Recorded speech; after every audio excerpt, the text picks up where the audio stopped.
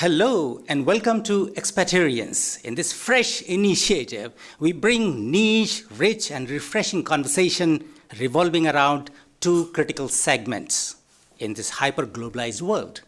First is global citizens, or we call expats, and the second is local community, that is the host societies.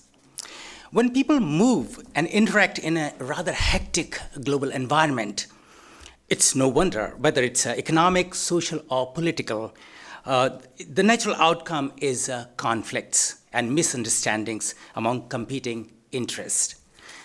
Expaterience is an open, honest, transparent, and objective effort, an attempt, not only to understand this tussle, twist, and tension between these two segments, but also explores the grounds for interaction, inspiration, and integration. To have this conversation, what could be a better place than the Netherlands, which is arguably the most cosmopolitan country in the Western Hemisphere? And to discuss that, what could be a better place than The Hague, which boasts of being the seat of Dutch government, houses intergovernmental, non-governmental organizations in multiple numbers, as well as diplomatic missions. When you roam around, you see hundreds of ethnicities talking in thousands of languages. This is just perfect blend to think about expats. Our first episode today is very special. It's focused on one key area, that is volunteer work.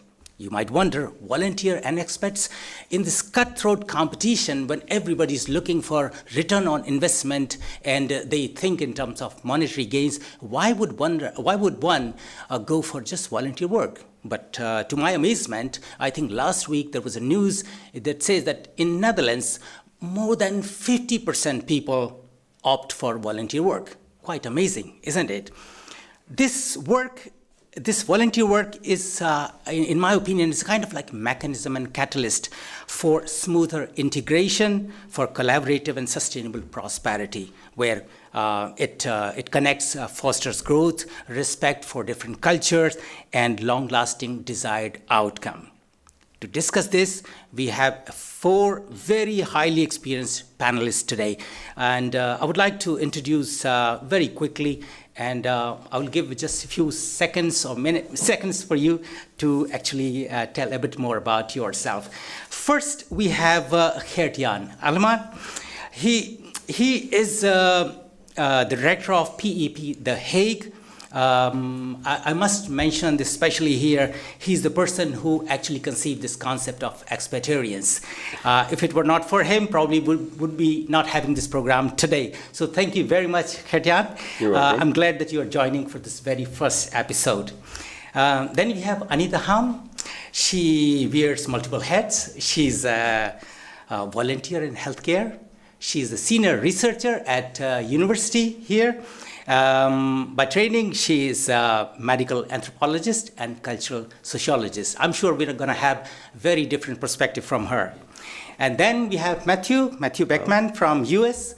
He's basically a copywriter and has a background in arts history. Is that correct? Yes. Right. So, and he's been expat in a couple of countries, so we'll have a fresh perspective on the theme. And last but not the least, Tatiana Benzrual. She's I must say, a veteran as far as volunteer work is concerned. She's a project lead at Volunteer The Hague. But before we get into the discussion, here is Nicoletta, who has prepared a very special news segment. Thank you, Sanjay. This is Expaterience News, with the most important and latest news about and for expats in The Hague and the Netherlands.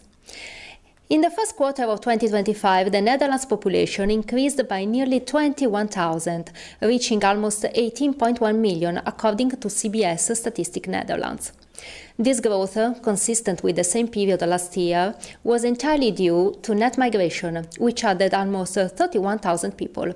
However, the Dutch population saw a natural decrease of about 10,000, as deaths outnumbered births. In the first quarter of 2025, immigration to the Netherlands rose to 79,000 from 75,000 a year earlier, while immigration stayed stable at just under 49,000. Syrians made up the largest group of new residents in the Netherlands. Net migration from EU countries to the Netherlands continued to decline. According to an official statement of the government of the Netherlands released in March, Dutch Minister of Education, Culture and Science, Eppo Browns, announced plans to attract top international scientists to the Netherlands, regardless of their nationality, to continue their research in the country. In a letter to the House of Representatives, he emphasized the importance of welcoming researchers seeking new opportunities amid global tensions. He has tasked the Dutch Research Council with launching a program to bring leading scientists to the country as soon as possible and offer them financial support. While most Dutch municipalities do not limit the number of migrant workers, a growing number are introducing or considering such rules. According to an Einvandaag survey among 157 municipalities, 13 have already set caps, and 11 more are debating the idea. In 2020, only 3 municipalities had set such limits. Municipalities like Pelle and Maas have implemented a percentage-based cap on migrant workers, while Zaltbommel has set a hard cap of 2,000 workers. Most municipalities, 142, do not set limits on migrant workers. According to a statement published in May 2025 related to the CBS Social Cohesion and Wellbeing Survey, conducted among 7,500 individuals aged 15 or older, in 2024, 50% of Dutch adults aged 15 and older participated in volunteer work in the past 12 months. This marks a slight increase compared to previous years, 49%. People most frequently volunteer with sports clubs, hobby clubs, neighborhood or school activities. In contrast, involvement in labor or political organizations and refugee agencies is much lower. Social assistance activities like working at food banks are mentioned less often, but have seen an increase in recent years. On Tuesday, the 10th of June, The Hague International Centre will host a special Welcome to The Hague event aimed at helping newcomers to the city, including expats, international professionals and their families, settle in and connect with local communities. This event is part of ongoing efforts to support foreign nationals and provide them with resources, including language support, cultural integration services, and practical advice on living and working in the Netherlands. rtvdiscus will attend the event too. And this concludes our very first Expaterience News Bulletin. I hand over to you, Sanjay, and to our guests. Thank you, Nicoletta. Well, that's wonderful, but again, to be back in the discussion. And I think what we would like is to explore 3 key areas. First one is the word itself, because I'm very particular about nomenclature. As I mentioned, that it's difficult to find volunteers willing to do it on a sustainable or sustained basis.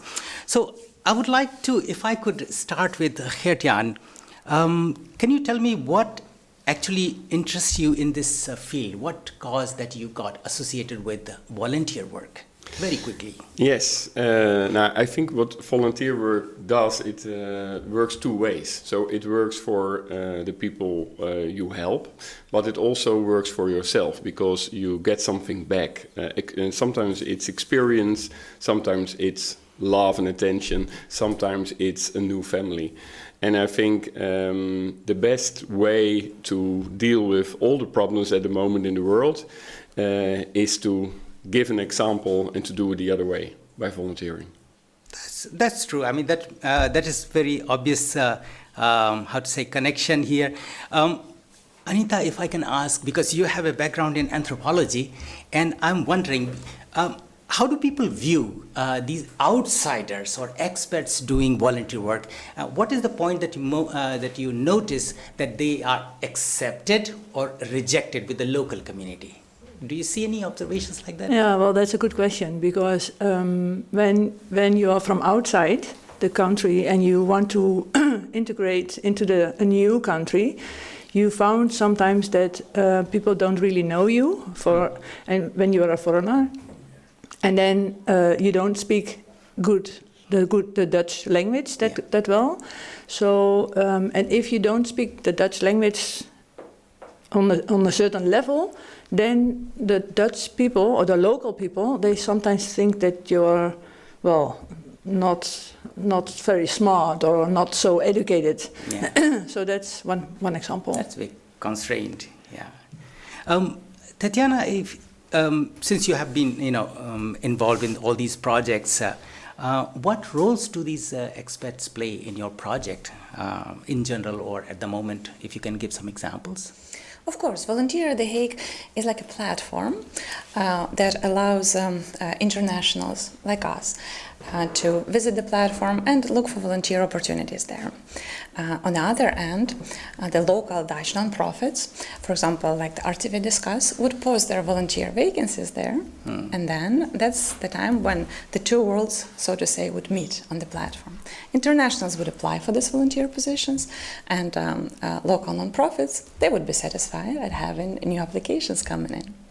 And do you also face the same kind of dilemma or confusion sometimes, whether people are rejecting, accepting, they're not working together with the locals? Absolutely. Back almost 10 years, not almost, like exactly 10 years ago when I started with Volunteer The Hague, that's something that I faced personally. It was quite challenging to see that, and also to see that Volunteer The Hague, of course, is an amazing project. But to a certain extent, it wasn't even enough to bridge that gap, the stereotypes that internationals have about locals and vice versa. So at PAP Den Haag, back then was Volunteer The Hague, we started with a series of small events, volunteer markets, where non-profits would come, have their stand and look for volunteers among internationals. Then internationals would visit their stands and also apply for volunteer positions right there on the spot. By doing so, we tried, and so far quite well have been successful at it, we tried to bridge that gap and stereotype among local Dutch that, oh, international, well, they don't speak Dutch, that probably they're going to come and go, like, oh, yeah. Why to bother? And then they were surprised to see, oh, wow, it works out quite nicely. They're so enthusiastic and young and interested. And on the other end, internationals would come into these events and they were like, somebody actually needs me even if I don't speak Dutch that well. Oh, I can really contribute and make a difference in my new home. So that was fantastic to see this. And look, even this program is a good example of that, isn't it? Absolutely. I think that's a very good example. Matthew, if I can come to you for this question, because you have worked in different places. What has this volunteering work taught you about the people you worked with, the places you worked with, and the industries that you have been associated with? Okay. I think, well, volunteer work puts you in a new environment that you may not otherwise have been in. So before coming to the Netherlands, I was in Italy as an international student. And I did a lot of volunteer work in Italian high schools, helping with English language education as a native English speaker. I'd go in and talk about American literature. The students were reading American novels, and I'd go in and just sort of talk to them. Sometimes the conversations drifted pretty far away from the actual literature. But it really helped me get to know, local Italian students who I otherwise never would have interacted with, and it helped me sort of understand the culture in a way that I don't think I would have had I not had that volunteer experience. So would you say there is a distinction between doing volunteer work and this normal, regular work in the industry? And do you get the difference in terms of experience or feedback? For me, that was definitely true because the professional work I'm doing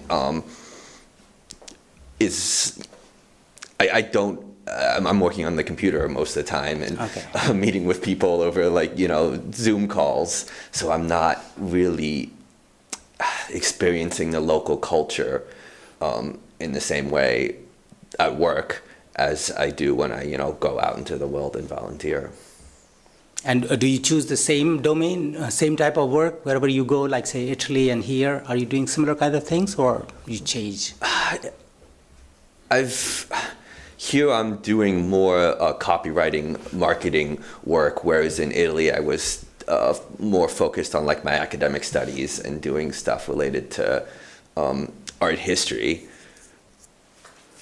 So I guess I have changed. You have changed. Changed, but it's still, they were both very, sort of a lot of working on the computer, a lot of looking at books, not obviously interacting with people as much. Yeah, some of the experience could be transferable and a skill set. Yeah, a lot of writing work.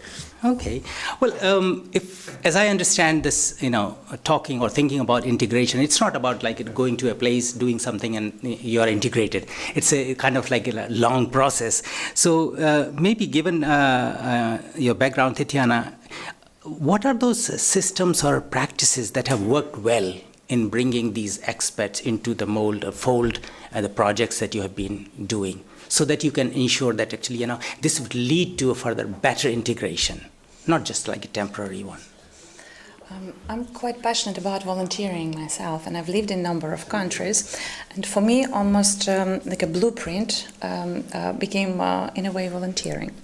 So when you land in a new country, then first of all, you put all the support network behind. Your family, most likely, is left behind. You really have to start from scratch.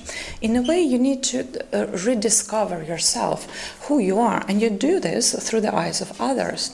When you're at home, when you don't expose yourself to many new challenges, when you don't step out of your comfort zone, it's quite challenging to rediscover yourself within the new country. Volunteering allows that at the list of energy resources. So you don't really need to spend that much amount of energy and time as you would, for example, to find a paid position. Or even sometimes to go out and find new friends, because to build friendships... to build new friendships, it also takes time. Yeah. So with volunteering, what's really quite amazing is that there is a way to integrate yourself in a local society. And integrating yourself in a local society sounds a bit technical, but it's more than that. Like Hertian mentioned at some point, you almost can find a new family. That would happen to me at PAP Den Haag. Some people recently said, well, Tatiana, you're there for 10 years. Don't you want something new?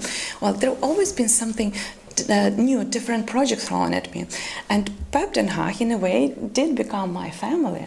That's not just a family, also the support network. There's just so much that we can do within the volunteer work that we would not normally be able to do quite often, as Matthew said, in a paid position as well. You just mentioned, because you have worked in different countries, so can you give just like snapshot of like which ethnicities, which group, which languages you used or you interacted with in? I've used my native language, Ukrainian language. You're from Ukraine, okay. Yes. Okay. I also used Russian language, which is my second language. I also used English language mostly. There were times that I had to exercise also my French skills. Okay. And many different cultures that were in the environment that I worked with. I wouldn't even count all of them, because US and Canada, they're quite melting pots and yes, and tossing salads when it comes to that. So the experience was quite amazing. That's right. Anita, once again to you about, this time the sociological perspective. In general, even if we see like two brothers differ in opinion and ideas, within family there are conflicts. And here you're handling the cultural misunderstandings. What are those observations in which you see that the volunteers find it difficult to, adjust and acclimatize in a foreign environment? Yeah, well, just imagine you are trained as a doctor or a nurse, and you start living. You worked in a hospital already for many years, and then something happened. For example, you are from Ukraine or you are from Syria, and you had to leave the country because of war.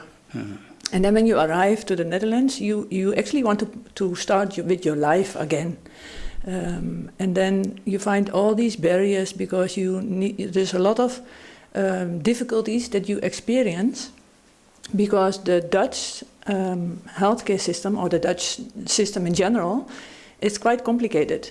You need to find your information, you need to find your way, you need to speak the language. So there are lots of restrictions and rules that you need to solve all your struggles to get into the work environment that you actually love.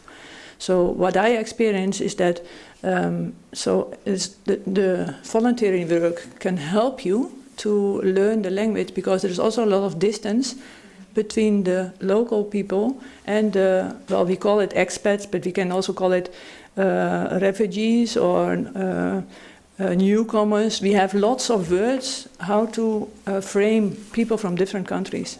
And it's actually quite interesting, because if you look at all these different names that we put on people, but we are all people. And if people would like to care for each other, then it's a pity that they can't find a way to this work environment.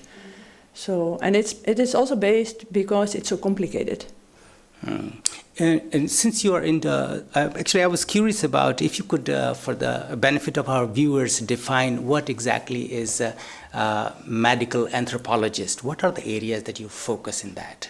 Yeah, with medical anthropology, it's more that you get knowledge about all the health and sickness that people experience overseas, so in other countries as well, and how that works out in on the local. So how do global experiences regarding health and sickness, how does that infect the cultures and the local cultures? Oh, I see. So this is like medical anthropology. Oh, that's interesting. So would you have some kind of like examples from COVID-related incidents in your, observations? Yeah, well, that's a good example, because if you look at the COVID epidemic, then people experience overseas also the different rules and regulations. So then you actually notice that, for example, in China, people are still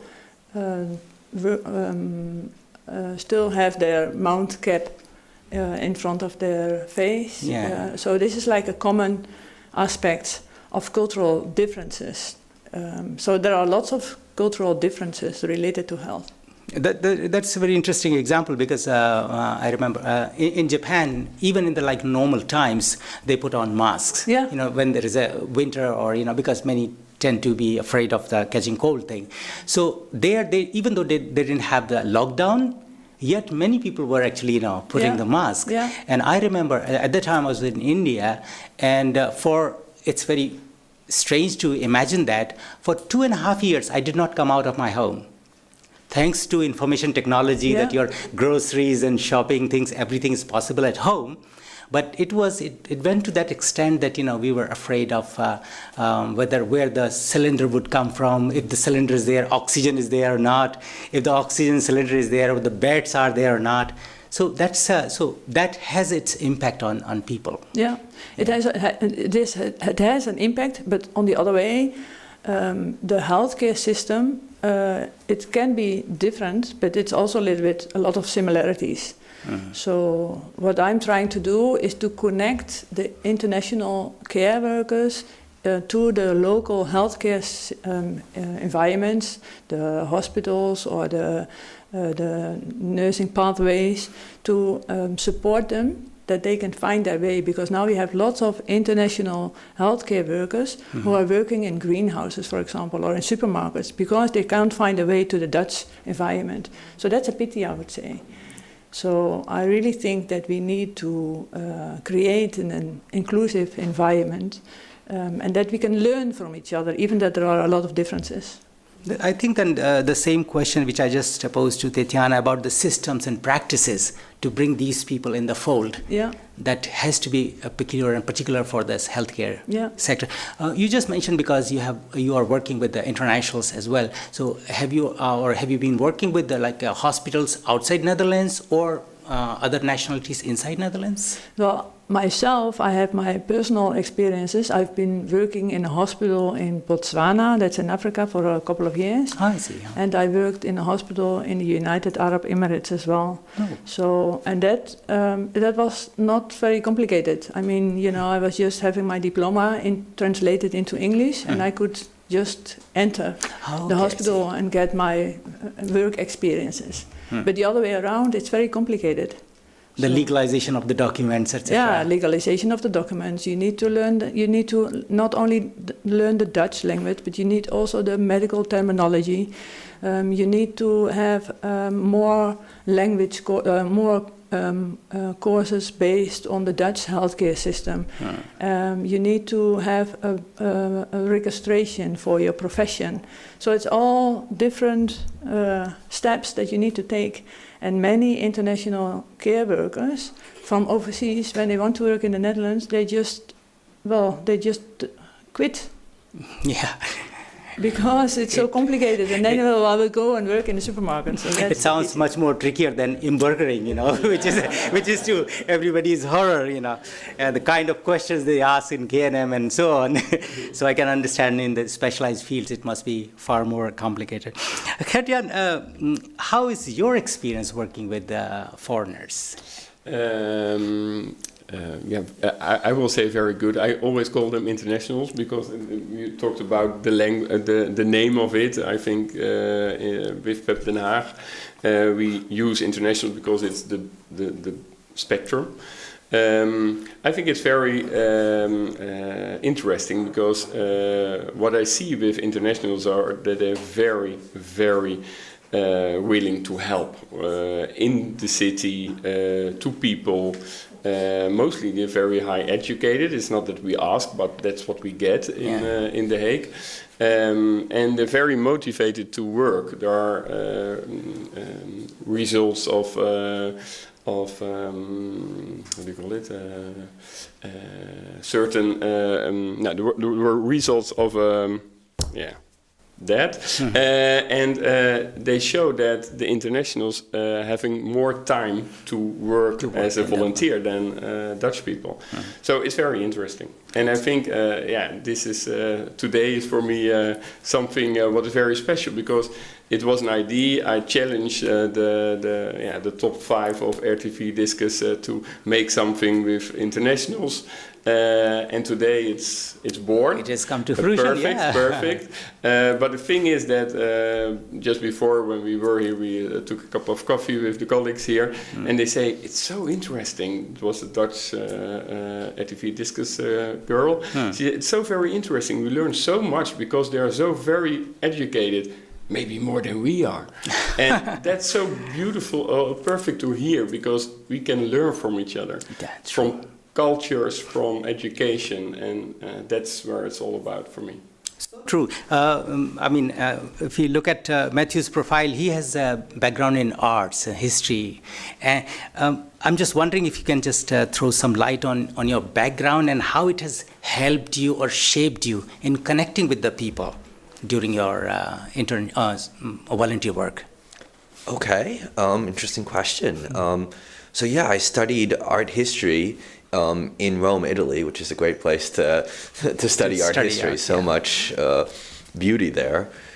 And then, of course, I've sort of, with my professional career, morphed more into marketing. I do search engine optimization, marketing, and copywriting.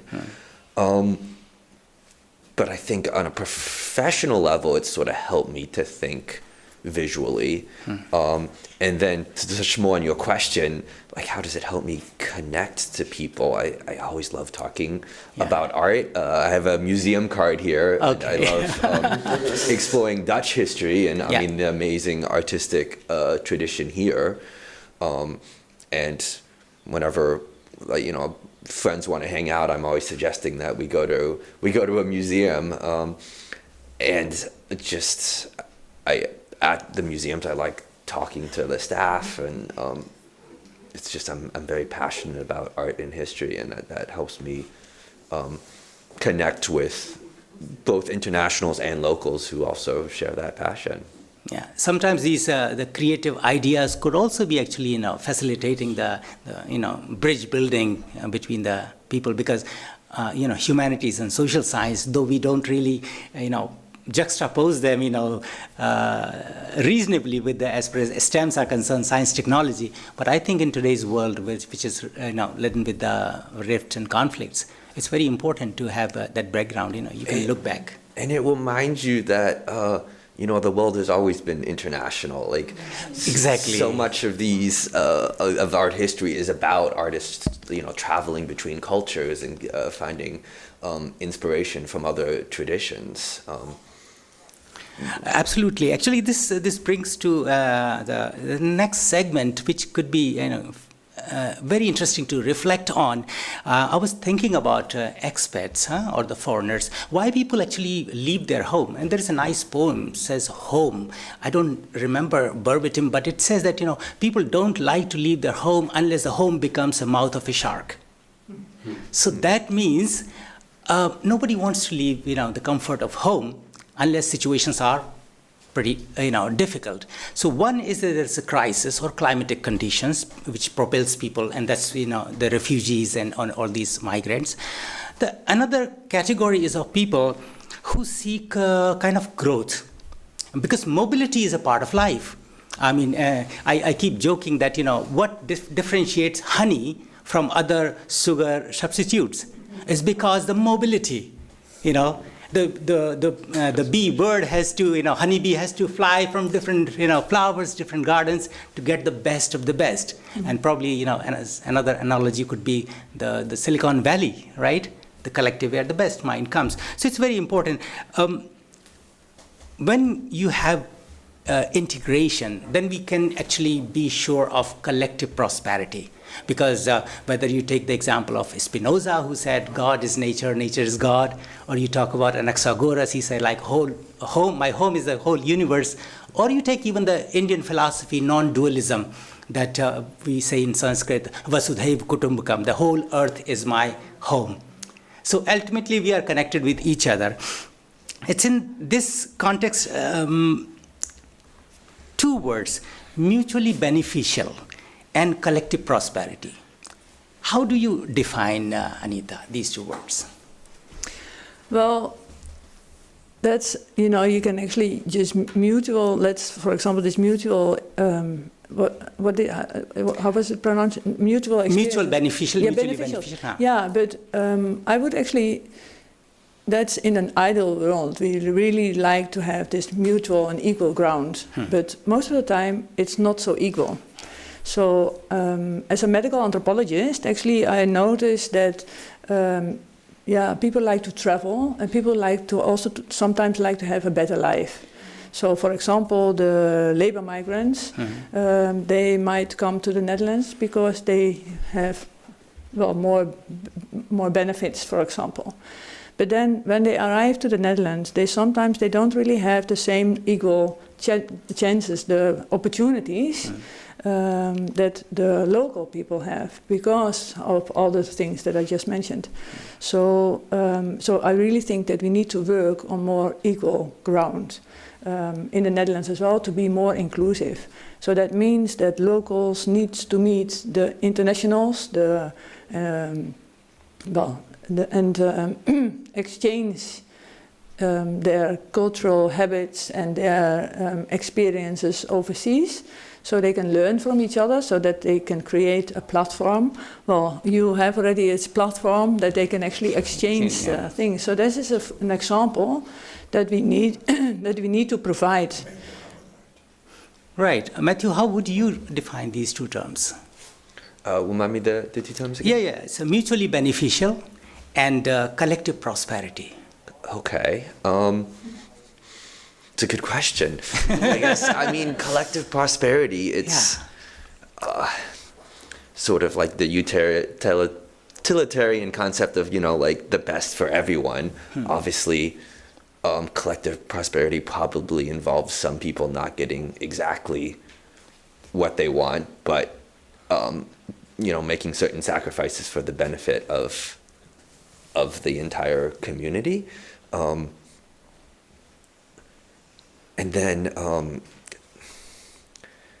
yeah, that's sort of like mutual. You have to find win-win situations. It's not, you want to get out of like this zero-sum mentality where like anything that's bad for you for one group is good for another group. Like you want to create a non-zero-sum game where you find those win-win solutions to build up the entire That's community. what also Anita mentioned about this patronizing old mentality, like one is giver, other is receiver, or somebody is savior. This needs to change in order to have or come on the same pulpit. Would you like to define differently? I would like to add to this. Sure. Because when we talk about internationals and locals, there's what I've noticed after a number of years being here and being an international myself, there's always this kind of underlying question, and sometimes it's not even underlying, but just thrown in my face, oh, for how long are you here? And I think this is one of the first stereotypes that we need to battle in order to start being more inclusive, is that locals will start to understand a little bit more than internationals here to stay. It's lovely, it's nice in the Netherlands. There was even a survey done shortly after Corona that showed that 72% of internationals, they choose this country as their new home. We're here to stay. Yeah. It's lovely. What is there not to like here? The work-life balance. The locals are welcoming to the extent if you want to see that welcome inside of them.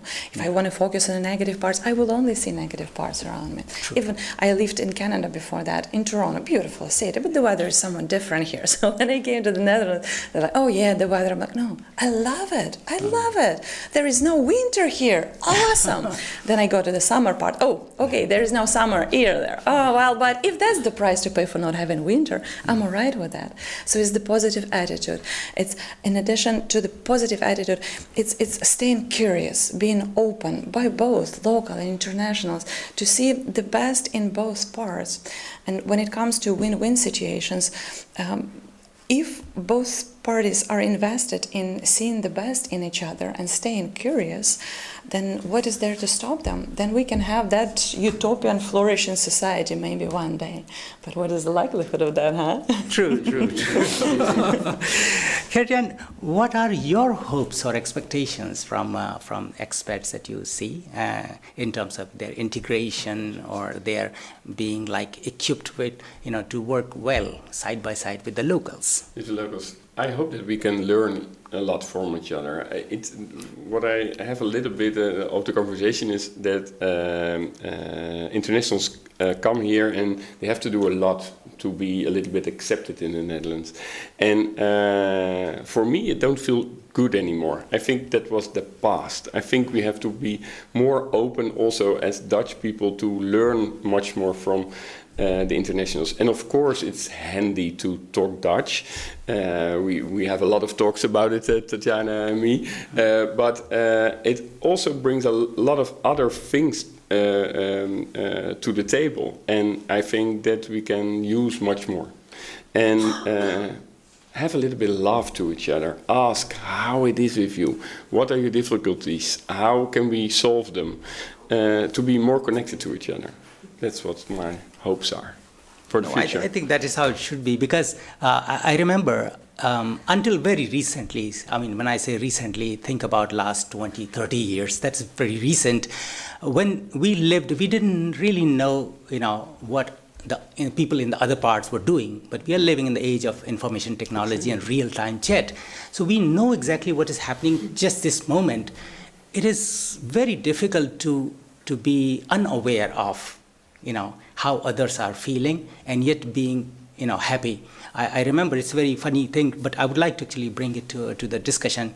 We like to switch on to the news, and that's our dinner time. And then we see all these news which are not good. Yeah. It makes the taste of food not so good, Exactly. And this is what I'm experiencing myself, because I think I have. I see expats, those who have lived, breathed, and kind of like completely immersed in the country. I've lived in South Korea for 10 years, and here in Netherlands is going to be almost the same. But again, I don't speak Dutch; it's so difficult. Hopefully that would be. But yeah, you're right actually, because we need to create a platform or system in which both can really, function well equally. Exactly. Matthew, if somebody comes to you and asks what is meaningful volunteering, what kind of advice and mindset would you propose to them? I guess there's two ways you could take that, like meaningful in how you're like contributing to society, or meaningful to, you as the volunteer. Yeah. And of course, it's important to think both of those perspectives are important. Obviously, you want to be contributing to helping create a better world. But then it's also super important to, be doing something that's meaningful to you. Obviously, as a volunteer, you're not getting paid, so it's like you have to be getting something personally as well, like a feeling of satisfaction, new friends, a new environment that opens your mind and new perspectives. So. Yeah, you want it to be a meaningful experience. Yeah, of course. Because you all are working with the expats, Tatiana, if I can say, are there specific ways in which these expats can actually offer new ideas and the feasibility of implementation? If you have any examples. To them as internationals. Okay. In our world, in Volunteer The Hague and PAP Den Haag, expats is a very small group of internationals. True. Is a little more inclusive terminology in this case. So to answer the question, in the regard of the international world, in a bigger world of The Hague here, it's important for them to remain open to new experiences.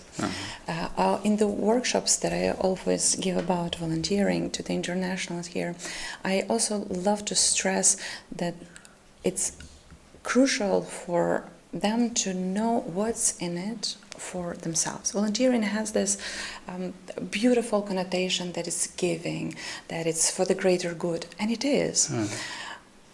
I do believe that, and it seems like Matthew shares that feeling, and if we go further, I think it's a common ground for most of the volunteer work, if not all of it. It gives a benefit to oneself. It can be a clear benefit, can be an admitted benefit, can be a more subtle benefit, but only if we are aware what's in it for us. Why are we doing this? What's driving us? What is the benefit that we bring, not just to others, but how does this benefit my CV? How does this benefit my integration here? What's in it for me? And being honest about it. Then we can be very successful at it, because then it's a truly mutual win-win situation. Absolutely. I think after this, the integration process and this notion or clarification on the collective prosperity, one more key component is its sustainability. Sometimes we start projects, but after a while, it loses its, mojo. So thinking in terms of sustainability, I have two questions. One thing is that because this is something which has to be inculcated in the minds of youngsters as well. And as I just said earlier, we are so much, material success driven, and we see that everything should have a value, only the monetary value. So how in academic institutions, how should we, or academic institutions, how should they think about this very idea when teaching, learning, doing research, and serving? So maybe I can start with you, Anita. Yeah, well, sustainability is quite important, and I think we are exactly what you're actually saying is that we are in a material world, and that we should move a little bit more in a care environment. That we look after each other, and that we need to, Well, when we are talking about voluntary work, for example, many internationals, they are able to do voluntary work, but to get into a job it's more difficult. So I conducted also research in Germany, and all the internationals, they were able to do voluntary work in the hospitals, but then they received like a certificate that they did this practical for voluntary work, and then they could move on to another voluntary project. So, but if you want to look at the sustainability of employees and good workers, we might as well need to invest as well. So after the voluntary work, we need to give them opportunities so that they can get into the workforce on a sustainability level. So that I would say. That's true. Matthew, do you have thoughts on it? Can you rephrase the question again? Say, academic institutions need to consider this, the volunteer work, when offering teaching or learning environment, so that young minds can have already this thought that it's important, it's central to our collective prosperity and flourishing. What do you think they should be actually doing in terms of institutions, as institutions? Highlighting opportunities. I think platforms like your platform are incredibly important, because I feel like most people kind of want to volunteer, but being connected with those opportunities is a huge issue. Knowing where to find them. Yes. And I think, there's obviously a lot of room for institutions, universities to connect, students with potential opportunities, especially students who want to gain experience in certain fields. Absolutely. Then the next, curiosity is about generally what happens, and if I can have my way, I would do this and that. So assume for a moment in an ideal world, if we had a full control on the resources and ability to take decisions, what one innovation would you bring in the domain of volunteer work, Tatiana? One innovation into the volunteer work. I think that would be something language related. Because quite often I face this issues with internationals where they would like to volunteer, they value Volunteer The Hague project, mainly because they don't have to have the full proficiency of Dutch language. But if there was a tool that would allow them easily in real time, of course we're getting there, we're just not there yet. I purchased recently the phone, and oh my God, the advancement there, I can almost have a real-time conversation with different languages. But once we get to the point that we can communicate, I can even use my native language, you would use your native language, and then we would still understand each other, then that would bridge that quite deep gap that is language related when you travel to different places, when we want to volunteer in different societies. Then culture will be left. Culture is a little bit easier to overcome and to be curious about versus the technical part of the language. So I would definitely vote for the technical revolution of the understanding languages each other at a real time. What would you add, I want to add something to Tatiana. I think when that's happening, then we get a more beautiful The Hague. We have at the moment 1,300 open vacancies for volunteering. Let's say your innovation starts tomorrow. I see a beautiful The Hague. I see more people learning, more people taking care of each other. Yeah, that would be a dream.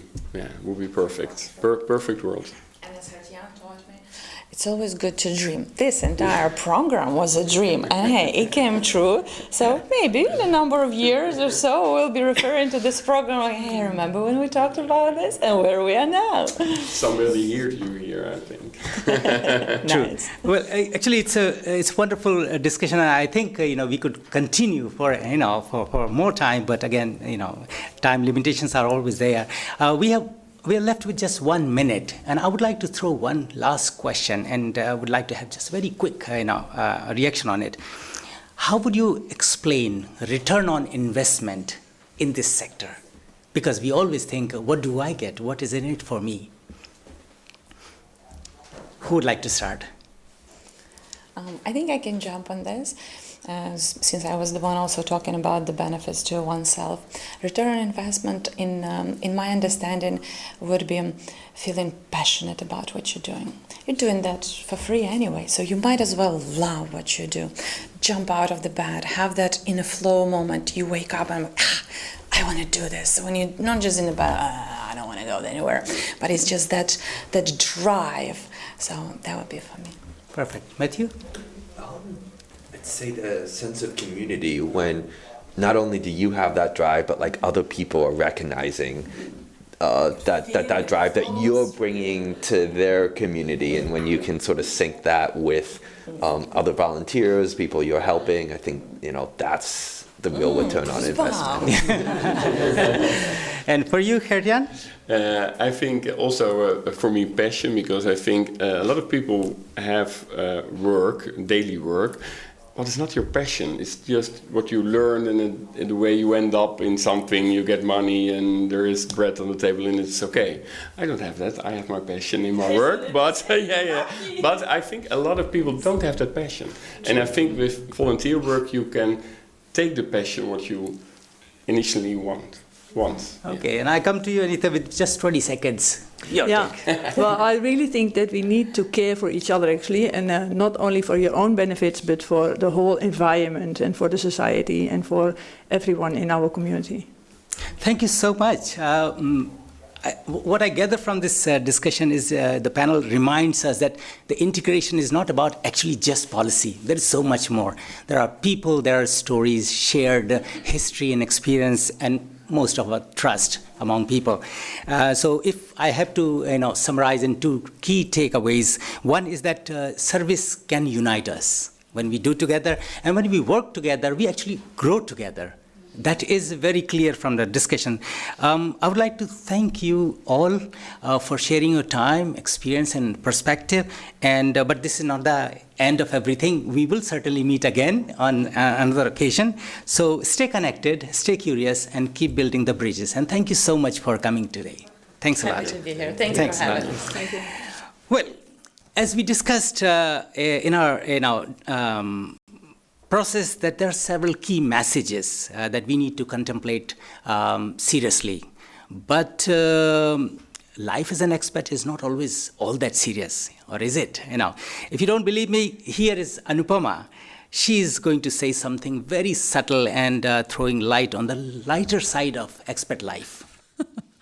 Hi, thank you so much, Sanjay. I'm an expat living in Netherlands, which is Dutch, so you need a bike, lot of patience, and 5 different types of insurances just to survive.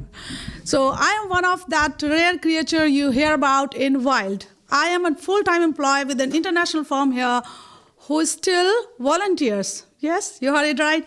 So I work 40 hours a week, every week, and instead relaxing on weekends, instead doing Netflixing, chilling, I do voluntarily work again. So, my parents are so proud. They are like, oh, you're working for free in Europe. You have made it. Oh, my God. So, they're so happy. I love volunteering. It's like, meeting new people, just trying to be nice, kind, polite all the time, but just be real. I am a bit of more than that, I am a can open, emotional worms everywhere. So you might like me at first, but later I am a little difficult to handle, to survive. So you can consider this as your warning, because I have still a few more minutes to go. So here we come together to discuss about the housing, healthcare, all the local issues. And I think mainly, why does it cost €6 to have a glass of water in a Dutch cafe? I mean, we can have 2-3 episodes on it, no? So it's gonna be. I think volunteering is one job where your main qualification is you showed up. So half of the job is done. You showed up, half of it's done. And in fact, showing up is difficult for expats, because showing up on time, and especially at the right places. You misread the Google map. Your 80% of your time just spent showing up to the wrong places. So I think this is again a challenge. And it's not always that easy. Sometimes volunteering could be a bit too much. It's like one time you wanted to help paint a community center. you have given your application, and they say, nice, cool, we are so happy that you want to help. But could you please send a cover letter detailing your artistic influences and your personal relationship with primer? And I'm like, okay, I want to hold a paintbrush, not curate the right museum, please. So yeah, this could be tough as well. So yeah, I'm so sorry, I'm just missing my line. So yeah, it's like, here is a kicker. When you are working, you do not have time for volunteer work. People like say, okay, you are so busy, you don't have time to volunteer. But when you do volunteer work, they treat you like a Mother Teresa on a bike. Oh, you volunteer, this is so selfless. Selfless, buddy. I just wanted to do something that doesn't involve logistical mapping and stock optimization that I do every day. So yeah, volunteer works gives me, as I think Ketan also mentioned, it gives me something that my paid job doesn't give me. It gives me pure, chaotic fun. Yeah, literally, and I really enjoys it. I really enjoys it. And another perspective is, I think volunteer work is like dating a Dutch. Yeah, it's a bit too much. It's a bit tough at points. You keep trying, you get ignored a bit, yes, and then you hit on target. Boom, you are in, and there's free cheese everywhere. So you like it. And best of all, I think if you even screw up, no one can complain. They just shrug. Oh, you're free, so it's okay. Fine. Hope to see you again. So that was so nice. One time, I remember I helped in a community center with some, I tried helping organize an event. And then there was this new coffee machine. Nobody knows how to work with that. And then it took almost 5 adults, 3 different languages, and 1 accidental espresso explosion. But by the end, we are bonded for life. So it's like, no, I'm proud. I can proudly say, yes, I'm volunteer. I work in concept. Loosely translated, I do nothing but with passion. So yeah, it's good. You must do it. So I think it's not really, you haven't integrated into the Dutch society if you have not voluntarily worked somewhere. You have not gotten rain on sideways, or being schoolboy, a 12-year-old girl or boy, and saying how you're doing it totally wrong. And you are like, thank you, well, Ben, I didn't know folding chair had rules. So thanks for telling me. So it's nice. And I think balancing my work with full-time job, balancing volunteer work, doing full-time job can be a bit too much. Sometimes I consider quitting. But whenever I consider quitting, somebody tells me that, oh, you're so good, you're nice, thanks for doing this, we needed you. And I'm like, oh, I will never leave you, I'm your volunteer for life. See, I warn you about those emotional worms, they keep crawling back. So I think whenever you're looking for fun, you're looking for meeting new people, you're looking for helping community, or you just wanted an excuse to leave your house wearing pants, volunteering is worth it. So it's good that you give something to the community. If you have time, you must do it. So pick a cause, grab a clipboard, and volunteer like a boss. Thank you so much. You have been amazing. Unlike my last volunteer interview.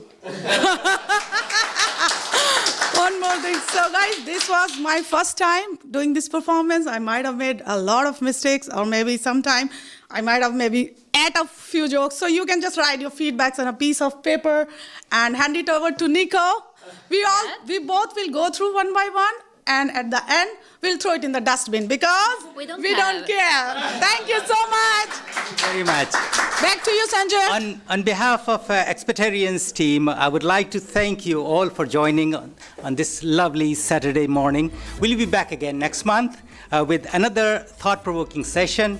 Until then, take good care of yourself and your family and your loved ones. See you soon. Thank you.